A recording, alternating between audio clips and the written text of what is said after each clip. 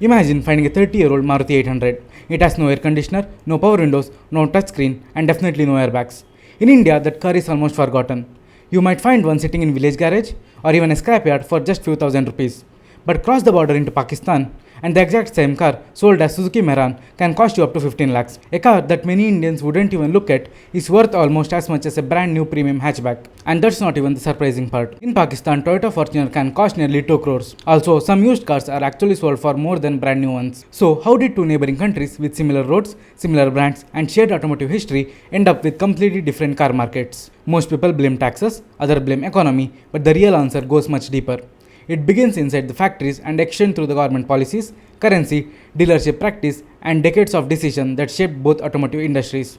By the end of this video, you'll understand why buying a car in India and buying one in Pakistan are two completely different experiences, and how a car industry works in countries that share borders.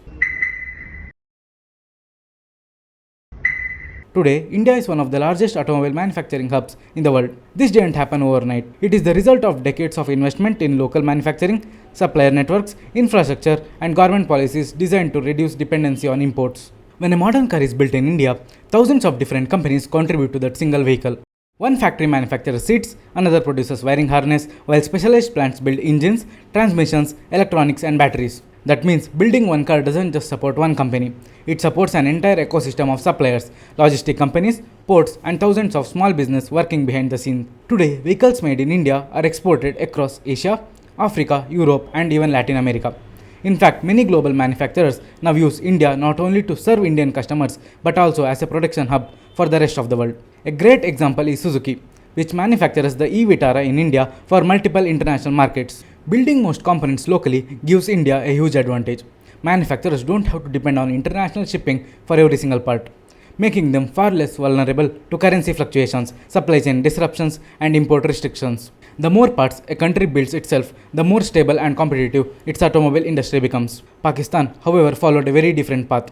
Instead of building a large local manufacturing ecosystem, many automobile companies rely on completely knockdown kits, commonly known as CKD. If you have never heard of them, imagine buying a giant Lego set. Instead of receiving a fully assembled car, factories receive thousands of separate parts, engines, doors, dashboards, and hundreds of other components, which are then assembled locally for being sold to customers. At first glance, this looks almost identical to the manufacturing happening here in India. But there's one crucial difference. India manufactures a large percentage of these components, while Pakistan imports many of them, and the single difference changes almost everything.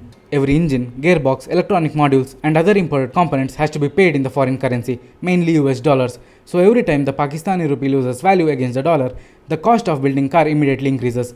Manufacturers absorb some of the increase, but eventually these costs are passed directly to the customers. That's why the currency fluctuations have a much bigger impact on Pakistani car buyers than they do in India. But manufacturing isn't the only reason why these two automobile industries evolved so differently. Competition played an equally important role. Over the last 2 decades, India welcomed almost every major automobile manufacturer. Hyundai, Skoda, Nissan, Citroën, MG, and many others now compete aggressively for Indian customers. More competition means better technology, better quality, and more innovation with better pricing. Pakistan, on the other hand, remained a much smaller market. Fewer manufacturers meant fewer choices, lower production volumes, and less competitive pressure.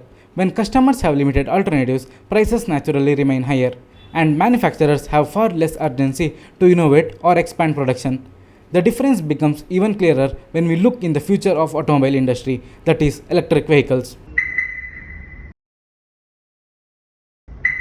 India has rapidly become one of the fastest growing EV markets in the world. Companies like Tata Motors, Mahindra, MG, Hyundai, and several startups are investing heavily in electric mobility. Charging infrastructure is expanding, battery manufacturing is growing, and government initiatives are encouraging both manufacturers and customers to adopt EVs. Today, India isn't just buying electric cars, it's preparing to build and export them. Pakistan has also announced plans to promote electric mobility, but adoption is still at much earlier stage.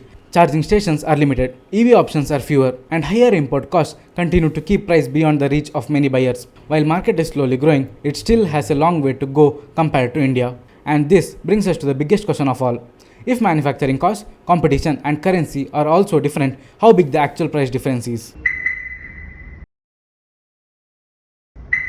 Now that we have seen how differently India and Pakistan build their cars, it's time to answer the biggest question of all.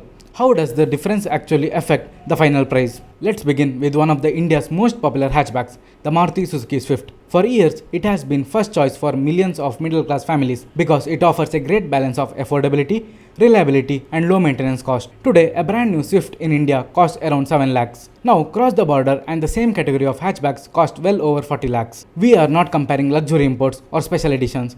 We are talking about a car that belongs to the same segment, yet costs several times more simply because it's being sold in a different country just across the border. The story remains the same when we move to sedans.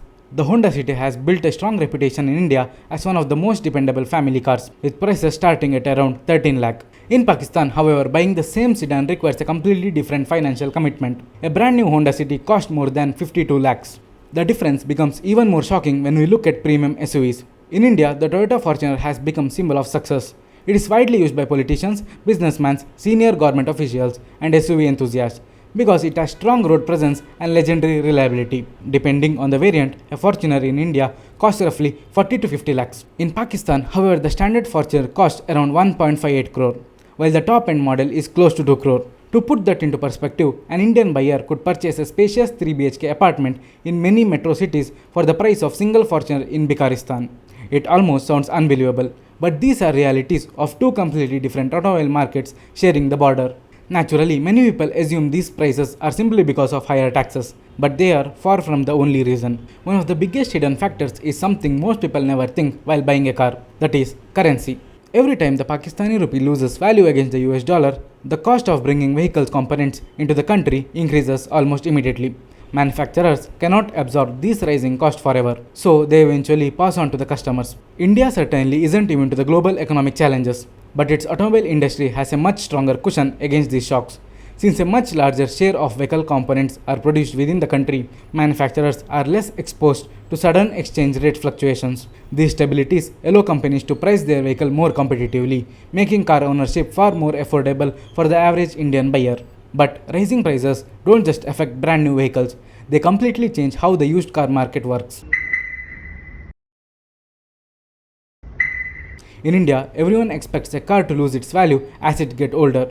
The moment a new vehicle leaves the showroom, depreciation begins. After 5 years, a sedan or SUV usually loses a significant portion of its original value because of newer models, updated technology, and regular wear naturally reduces its market price. That is how used car markets work in every country. Pakistan, however, is one of the rare exceptions. There, a used car can sometimes become more valuable than expected.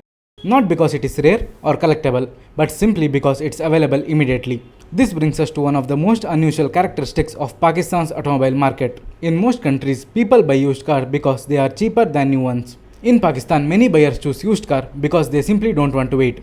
A customer booking a brand new vehicle from a dealership may have to wait anywhere between 8 to 10 months before taking delivery.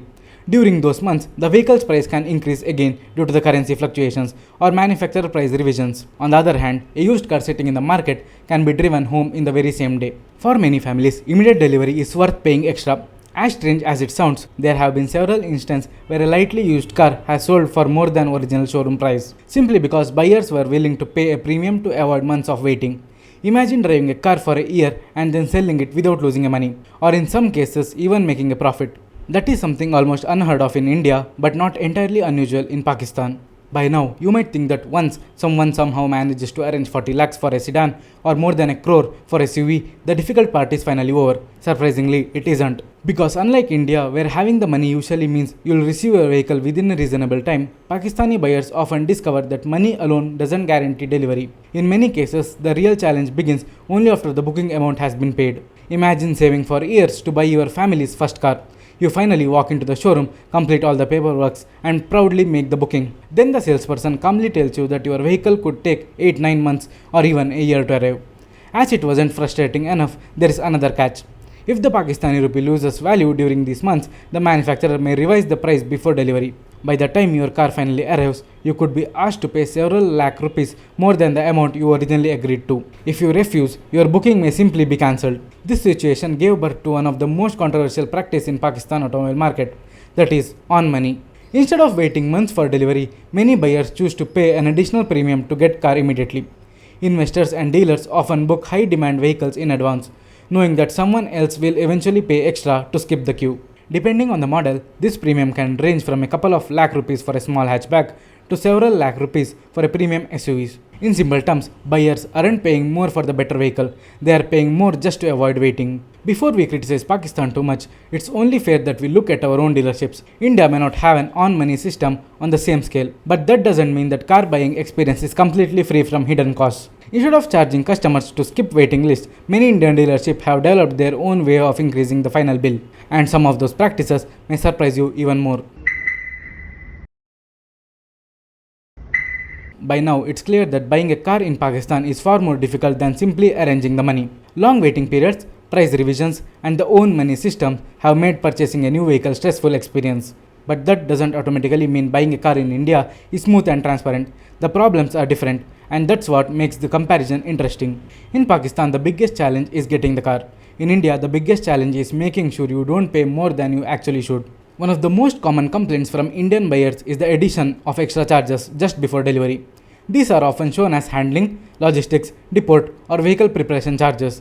Depending on the dealership, these can range anywhere from thousands of rupees to over 25,000 rupees. Since they appear on an official invoice, most customers assume they are compulsory. In reality, the ex-showroom price already includes of the cost of transportation and preparing the vehicle. Even after consumer court rulings against such practices, many buyers continue paying simply because they don't want arguments on the day of delivery. Another trick many dealerships use is selling expensive accessory packages. Imagine you have waited weeks for the new SUV, and the dealership finally calls you to say your vehicle has arrived.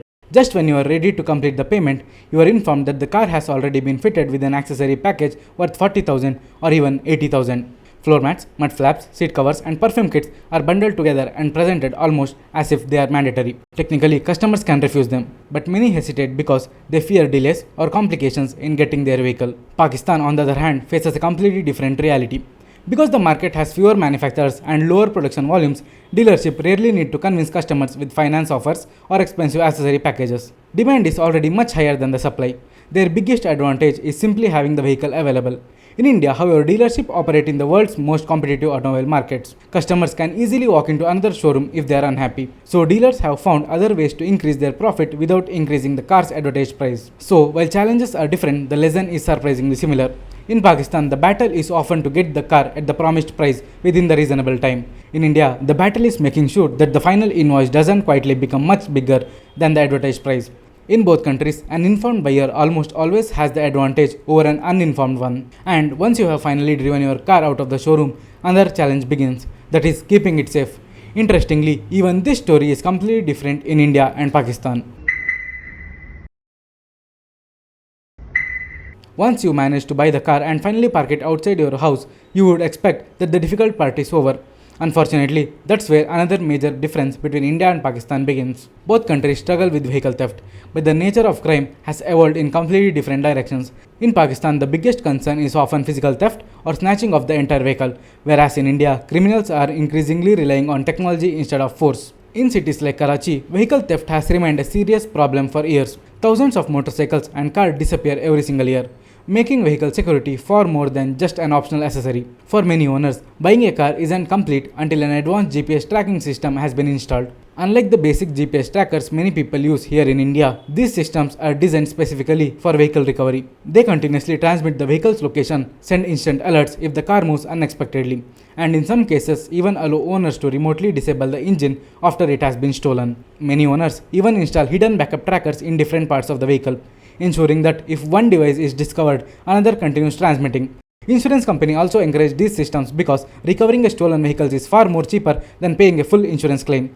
For many Pakistani families, GPS tracker has become a necessity rather than a luxury. Unfortunately, criminals have evolved as well. Investigations over the past few years have shown that the stolen vehicles are often dismantled for spare parts or illegally re-registered using the forged documents before being sold again. Since genuine spare parts can be expensive and difficult to obtain, dismantling the stolen vehicles has become profitable illegal business, making recovery increasingly difficult once enough time has passed. India, on the other hand, faces a different challenge. Traditional vehicle theft still exists, but the rapid adoption of keyless entry system has created an entirely new type of crime. Modern cars no longer requires owner to insert physical key.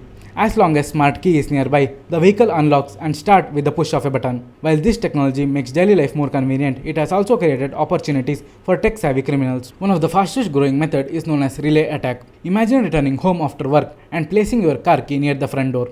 Late at night, two thieves arrive carrying electronic devices. One captures the signal from your smart key, while other relays it into your car, fooling the vehicle into believing the real key is standing right beside it. Within seconds of the door unlock, the engine starts, and the thieves simply drive away, without breaking a window or triggering alarm. In many cases, owners don't even realize the car is gone until the next morning. To counter this, manufacturers have started introducing smart key fobs that stop transmitting signals when they left stationary.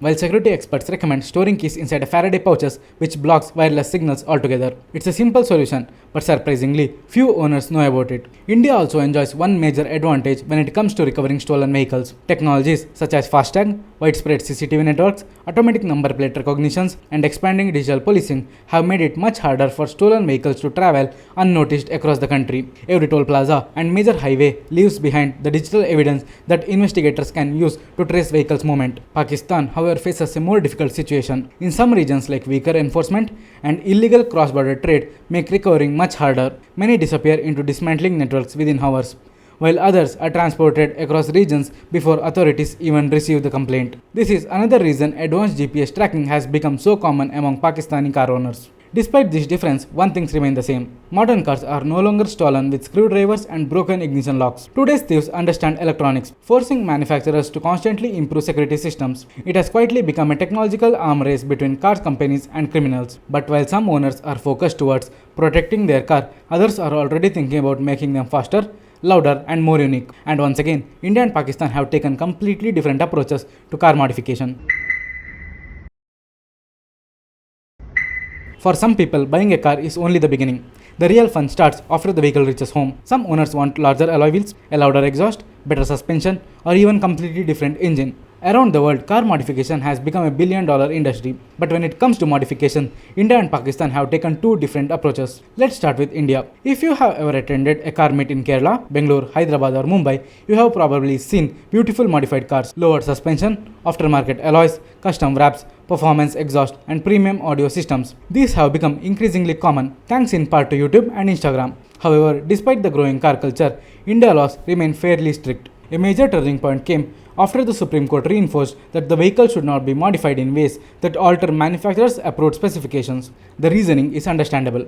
Poorly executed modifications can affect safety, increase pollution, and cause problems to other road users. However, the practical implementation has created confusion because many enthusiasts still don't know exactly where the legal boundary lies. Cosmetic upgrades such as infotainment system, reverse cameras, dash cameras, and accessories that don't affect the vehicle structure or mechanical integrity are generally acceptable. But major mechanical changes often enter a legal gray area. Pakistan, on the other hand, has developed a very different modification culture. While regulations do exist, enthusiasts generally enjoy greater freedom, especially when it comes to mechanical upgrades. Engine swaps have become surprisingly common, with many owners replacing older engines with imported Japanese units to improve both performance and reliability. As long as the engine details are properly updated with the relevant authorities, these modifications can be carried out legally. This has created thriving tuning culture. Visit automotive gatherings in Lahore or Islamabad, and you'll find everything from heavy modified Toyota Corollas producing several hundred horsepower to old sedans transforming into serious performance machines. Workshops specialized in turbocharging,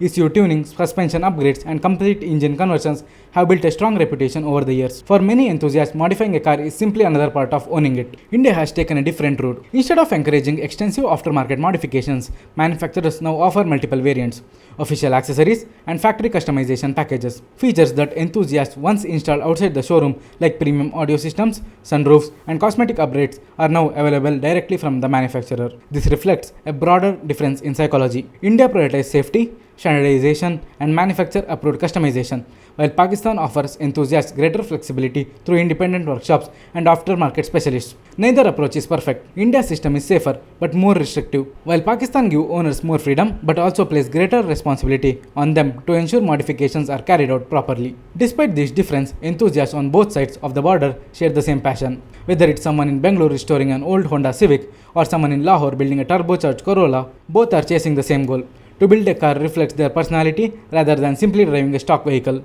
Eventually, though every car reaches the end of its life, like engine wear out, repair cost increase, and keeping an aging vehicle on the road becomes harder every year. What happens then reveals yet another major difference between India and Pakistan. While one country has introduced an organized system to retire old vehicles, the other country to keep them running for decades.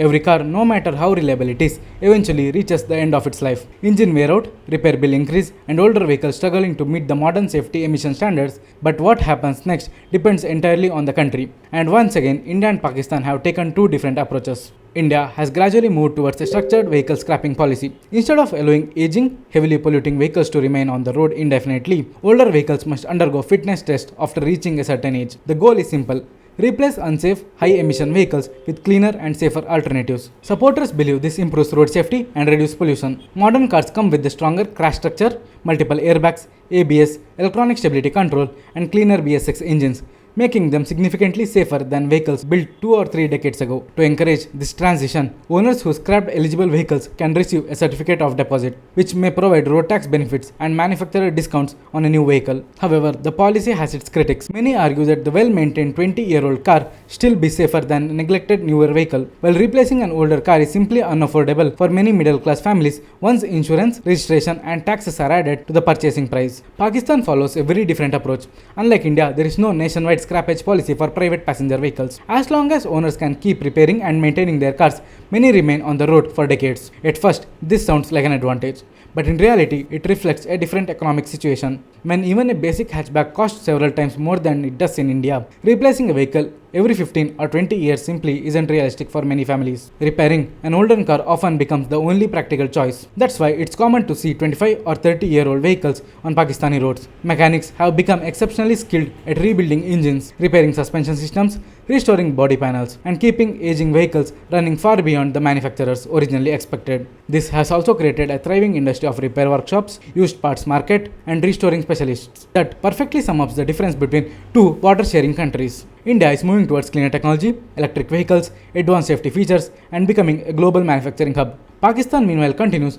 to battle high vehicle prices, currency instability, and limited production, forcing owners to keep their cars running for much longer. So, who wins the comparison? Looking at the manufacturing, affordability, customer choice, technology, and long-term industry growth, India clearly holds the advantage. Over the last 3 decades, it has transformed itself into one of the world's largest automobile manufacturing hubs, with the vehicles built here being exported across the globe. Pakistan's automobile industry, on the other hand, reflects the challenge of smaller market that depends heavily on imported components and struggles with raising costs. Perhaps that's the biggest takeaway from this comparison. A car is never just 4 wheels and an engine. Behind every vehicle lies an entire network of factories, government policies, taxes, supply chain, technology, and decades of planning. That's why two neighboring countries can sell cars from the same brand yet offer completely different ownership experience. Over the last few decades, India didn't just build more cars, it built entire automotive ecosystem. Today, vehicles made in India are being driven not only on our roads but also in countries across the world. It's a journey that reflects how far the Indian automobile industry has come.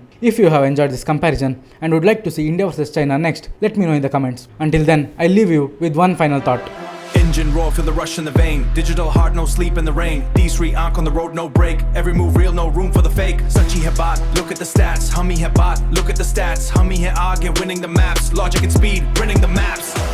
Logic and speed, logic and speed. Facts is the creed, taking the lead. Facts is the creed, taking the lead. Focus we need.